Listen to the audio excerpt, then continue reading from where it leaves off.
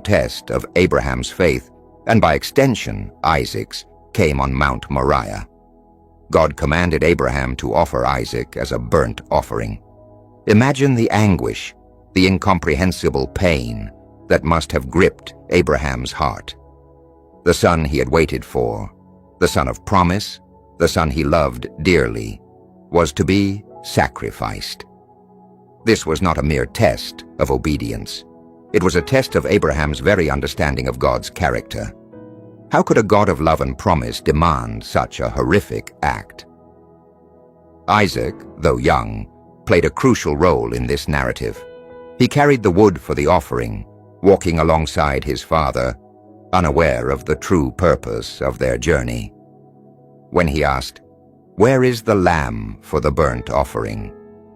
Abraham's response, "God himself will provide the lamb for the burnt offering, my son," was both a statement of faith and a profound foreshadowing of God's ultimate provision. As Abraham prepared to sacrifice Isaac, the angel of the Lord intervened, stopping him at the last moment. God provided a ram caught in a thicket, a substitute sacrifice. This event, known as the Akedah, the binding of Isaac, is a cornerstone of faith. It demonstrates Abraham's unwavering obedience, his willingness to surrender his most precious possession to God. It also reveals God's mercy, his compassion, and his ultimate provision. The Akedah is not merely a historical event. It is a profound theological statement. It foreshadows the ultimate sacrifice, the sacrifice of God's own Son, Jesus Christ, on the cross. Just as God provided a substitute for Isaac, he provided a substitute for humanity, a lamb without blemish, to atone for our sins. The Akedah reveals the heart of God, his willingness to sacrifice his own son for the redemption of mankind. Isaac's life after the Akedah continued to be intertwined with the unfolding of God's covenant. He married Rebekah, a woman chosen by God, a woman who, like Sarah, was initially barren. Isaac prayed for her, and God answered his prayer, granting them twin sons, Esau and Jacob. The story of Esau and Jacob is another chapter in the saga of the promised seed. Esau, the elder, was a skilled hunter, a man of the field.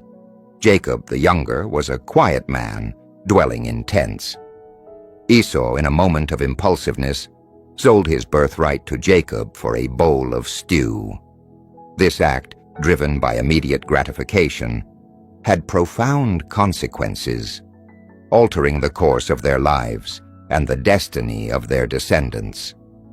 Jacob, with the help of his mother Rebekah, deceived his father Isaac, obtaining the blessing intended for Esau.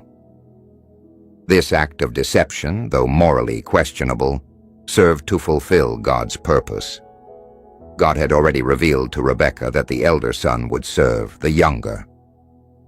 Jacob, despite his flaws, was chosen to carry on the covenant, to become the father of the 12 tribes of Israel. Isaac's later years were marked by blindness, a physical limitation that mirrored his spiritual insight. Though physically blind, he was able to see the unfolding of God's plan, the continuation of the covenant through Jacob. He blessed Jacob, confirming the divine choice, and he lived to see the beginning of the fulfillment of God's promise. Isaac's life, though less dramatic than Abraham's or Jacob's, is a vital link in the chain of God's covenant. He was the bridge between generations, the embodiment of the promise, the son through whom the blessing would flow. He was a man of faith, a man of prayer, a man who trusted in God's faithfulness. The story of Isaac is not just a historical narrative. It is a story that speaks to us today. It reminds us that God is faithful to his promises, even when circumstances seem impossible. It reminds us that God's plans are often beyond our understanding, that he works in mysterious ways, and that he uses flawed individuals to accomplish his purposes. Isaac's life teaches us the importance of obedience, even when we don't understand God's commands. It teaches us the power of prayer, the importance of seeking God's guidance, and the need to trust in His provision. It teaches us that God's covenant is not based on human merit, but on His grace, His unmerited favor. The story of Isaac is a story of hope, a story of redemption, a story of God's enduring love. It is a story that reminds us that we are part of a larger narrative, a divine plan that extends beyond our own lives. It is a story that invites us to trust in God's faithfulness, to embrace His promises, and to walk in obedience to His will. In a world filled with uncertainty, the story of Isaac offers a beacon of hope, a reminder that God is in control, that He is working out His purposes, and that He will fulfill His promises. Let us, like Isaac, trust in God's faithfulness. Let us walk in obedience to His commands, and let us embrace the hope that He offers. For in His faithfulness, we find our strength, our hope, and our eternal inheritance.